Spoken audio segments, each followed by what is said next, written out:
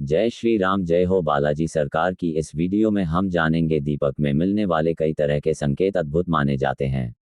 अगर आप बालाजी के सच्चे भक्त हो तो चैनल को सब्सक्राइब करके जय बालाजी कमेंट जरूर लिख दे ताकि आपको बालाजी की कृपा मिल जाए। आप सभी भी तुलसी माँ में अपने घर के मंदिर में अपने इष्ट पितृ देवी देवताओं के नाम का दीपदान तो करते ही होंगे। इस वीडियो में जानेंगे दीपक की बाती का पूरा जल जाना, बच जाना। और दीपक में कई संकेत होते हैं जो अपने आप में आपके पितृ और इष्ट देवी देवताओं के होते हैं। इनका क्या संकेत है, बचे हुए दीपक पूजा के और साथ के साथ तेल इत्यादि का क्या करना चाहिए, ध्यान से सुनिए और अंत तक बने रहिएगा। जैसे कि हम सभी जानते हैं, हम अपने सभी देवी देवताओं के निमित्त दीपदान करते हैं और यह हमारी पूजा पाठ को परिपूर्ण करने वाला माना जाता है। दीपक प्रज्वलित होता है तो देवी देवता प्रसन्न होते हैं। वह सोचते हैं कि हमारे नाम से कोई दीपदान कर रहा है, अर्थात हमारी राह को प्रशस्त कर रहा है। इसके घर परिवार पर हमें खुशियां बरसानी चाहिए। कहा जाता है आप अगर दीपदान करते हैं तो बहुत मन इससे प्रसन्न होता है और आसपास नकारात्मक ऊर्जा चलता है। शुभम करोति कल्याणम आरोग्यम धन संपदा शत्रु बुद्धि विनाशाय दीपम ज्योति नमोस्तुते, ऐसा शास्त्र में कहा गया है। अर्थात दीपक प्रज्वलित होने से अपने आप में बुद्धि में भी एक सुंदर प्रकाश आता है और बहुत श्रेष्ठ इसका परिणाम मिलता है। आप सभी को अगर मासिक धर्म की स्थिति रहती है तो भी अपने घर में अपने बच्चों से कहकर, अपने पति से कहकर तुलसी माँ में, घर के मंदिर में, घर के दरवाजे पर और अपने घर की रसोई जो कि अन्नपूर्ण और पितरों के लिए मानी जाती है, जहां पर अगर आप दीप दान करते हैं नियमित रूप से इन 4 स्थानों पर तो आप कुछ भी नहीं कर पाते हैं, तो आपको मंत्र जाप का, पुण्य का, पूजा दान का सबसे श्रेष्ठ फल प्राप्त होता है और यह सबसे श्रेष्ठ कार्य में माना जाता है।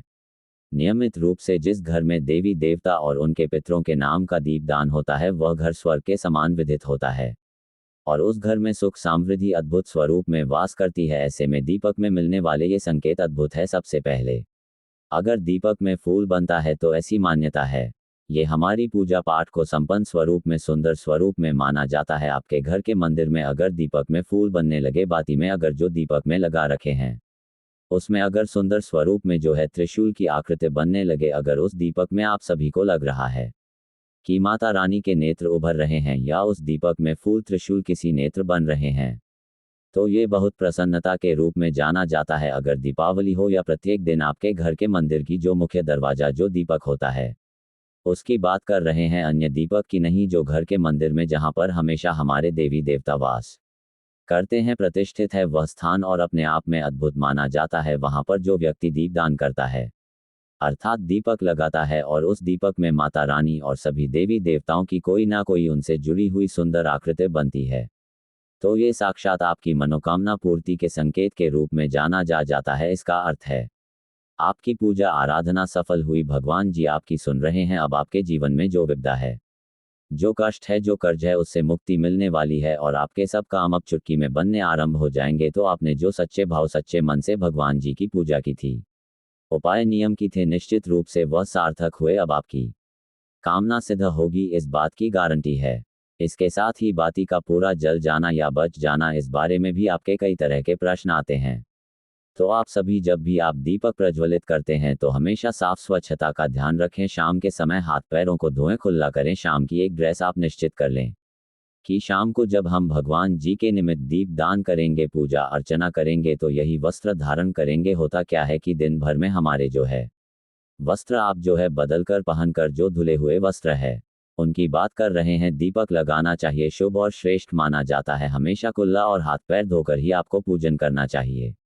दीपक का मुख पूर्व या उत्तर दिशा की ओर हो, इस बात का ध्यान रखें। हमेशा घी और जो है बत्ती और घी और तेल आपको एक में नहीं मिलाना है। कभी भी बत्ती को दोनों तरफ से नहीं जलाना होता है, इस बात का भी ध्यान रखें। साथ के साथ इस बात का भी ध्यान रखें कि दीपक जो मिट्टी के होते हैं उन्हें कई बार प्रयोग में लिया जा सकता है, जब तक वह का पंडित ना हो। बस इस बात का आपको ध्यान रखना है कि उस दीपक के अंदर पहले से पड़ी हुई बत्ती, तेल इत्यादि ना हो, वह साफ सुथरी। हम दूषित स्थानों पर भी जाते हैं तो वहां पर हमारे कपड़े लगते हैं तो यह अच्छे नहीं माने जाते। तो हमेशा सुबह तो हम स्नान इत्यादि करते ही हैं, शाम को हम सभी को नए अवस्था में जितना संभव हो इस बात का आपको प्रयत्न करना है। जो आटे का दीपक होता है उसे एक ही बार प्रयोग में लिया जाता है, इस बात का ध्यान रखें। बाद में उसे चिड़िया कबूतर को खिला दिया जाता है, तभी आपकी पूजा आराधना सफल होती है। हमेशा देवी मैया के नाम की लंबी बत्ती लगाई जाती है, बल्कि देव पुरुषों के नाम की गोल बत्ती का शास्त्रों में प्रावधान है। अपने आप में बहुत सुंदर अवस्था में कहा जाता है जो इस महीने पीपल, आवरा बड और बेलपत्र या घर के दरवाजे, बहती हुई नदी, खुले स्थानों पर, दुर्गम स्थानों पर आकाश दीप दकन करता है, उसके भाग्य की रेखाएं प्रबल होती है और संपूर्ण महीने का प्रतिफल व्रत उपवास के स्वरूप में उसे मिल जाता है। तो ज्यादा से ज्यादा दीप दान करें। अब अगर आपके दीपक में जो बत्ती होती है वह बच जाती है, तेल बच जाती है, तो उसका क्या करना चाहिए? आप सभी को जितनी भी बत्तियां बच जाए उन्हें एक थैली में या किसी डब्बे में बची हुई जली हुई दीपक की बत्ती को इकट्ठा कर लेना चाहिए और अपने घर के गमले में ही दे रखना चाहिए, या किसी शुभ तिथि में जैसे पूर्णिमा, अमावस्या इत्यादि तिथि पर अपने घर पर ही कपूर डालकर उसे पूर्ण रूप से थोड़ा सा घी की मात्रा उसमें डालकर आपको पूर्ण रूप से उसे प्रज्वलित कर लेना चाहिए। चाहे तो इसमें कपूर कंडे इत्यादि का प्रयोग कर सकते हैं ताकि यह राख के रूप में परिवर्तित हो जाए, और परिवर्तित होने के बाद आप सभी जो है इसे अपने खेत खलियान या अपने गमले में डाल देते हैं, तो आपके घर की पूजा पाठ आपके घर पर ही रह जाती है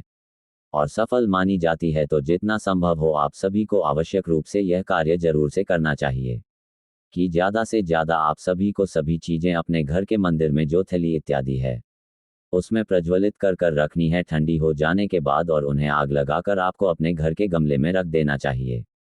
यह आपको बहुत श्रेष्ठ स्वरूप में माना जाता है। अगर जो है जो पूजा का दिया है वह पूरी तरह से जल जाता है, उसमें रखी हुई बाती पूरी तरह से जल जाती है, तो ये बहुत अच्छा है। आपकी जो बत्ती है, जो तेल है, वह बहुत श्रेष्ठ है और अपने आप में अनुपम इसे जाना जाता है। अगर दीपक पूरा जलता है, पूरी घी उसमें से खत्म हो जाता है, बत्ती उसमें से खत्म हो जाती है, तो बहुत शुभ है और श्रेष्ठ है। बच जाता है तो कोई दिक्कत नहीं, चिंता टेंशन की बात नहीं। अगर जल जाती है पूरी बत्ती, तेल इत्यादि पूरा वह खत्म हो जाता है, तो ये बहुत शुभ और श्रेष्ठ सूचक स्वरूप में जाना जाता है। आधा अधूरा दीपक जलना शुभ और श्रेष्ठ नहीं होता, बुझना भी श्रेष्ठ नहीं माना जाता। आप ध्यान जानते हो कि हाँ, अनावश्यक ऐसे ही बुझ गया है, और जो है पंखे इत्यादि चले हैं, हवा इत्यादि लग रही है, तो बात अलग है, परंतु अचानक से बिना कारण के हो सकता है। इसमें मिलावट का भी दौर चल रहा है, वह भी एक कारण हो सकता है, परंतु शास्त्रों के अनुसार दीपक का अचानक से बुझना श्रेष्ठ नहीं माना जाता। भगवान जी की प्रार्थना ज्यादा से ज्यादा इस समय आपको करनी चाहिए, इस तरह से कहा जाता है।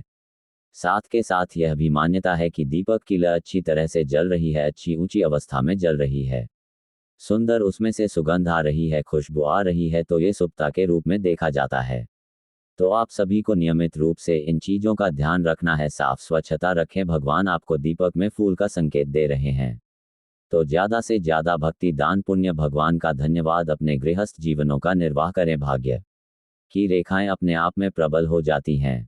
दीपक जो बच जाते हैं, जो मिट्टी के दीपक है, उन्हें रख लेना चाहिए। कार्तिक पूर्णिमा तक उन्हें प्रयोग में ले सकते हैं अपने घर के मंदिर में। जो जब तक मिट्टी के धीम जो दीपक है वह धूमिल नहीं होते, तब तक आप उन्हें प्रयोग में ले सकते हैं। कोई चिंता टेंशन की बात है ही नहीं। जो दीपक होते हैं वह अपने आप में अद्भुत माने जाते हैं और इनका श्रेष्ठतम फल मिलता है। खूब दीप दान करें, खूब भाग्य की रेखाओं को प्रबल करें। कभी भी अपने मुख से फूंकर कर, अर्थात हवा से अपने मुख से कभी भी दीपक बुझाना नहीं चाहिए। इस बात का भी ध्यान रखें, कभी भी पूजा का दिया पूर्व या उत्तर दिशा की ओर ही हो, दक्षिण दिशा की ओर ना हो। इस चीज का भी आपको ध्यान रखना चाहिए। दीपक से दीपक कभी ना बुझाए, इस नियम का भी आपको ध्यान रखना चाहिए। जो इन चीजों का ध्यान रखते हैं, आराधना सफल हो जाती है और इसका अद्भुत सुख मिलता है। जीवन में हार रहे हैं, दुख पा रहे हैं, कष्ट कर्ज से घिरे हुए हैं, तो जीवन में आने वाली भाग्य की रेखाओं को प्रबल कर कर दीप दान करें। सुंदर रूप से प्रभु का धन्यवाद करें और जितना संभव हो भगवान की भक्ति, धर्म कर्म में अपना ध्यान लगाएं। धर्म के साथ साथ कर्म और कर्म के साथ साथ धर्म हमारा भाग्य प्रबल करती है। जय श्री राधे, हर हर महादेव। वीडियो उचित उपयोगी रहती है तो लाइक करें, शेयर करें। श्री शिवाय नमस्तुभ्यम।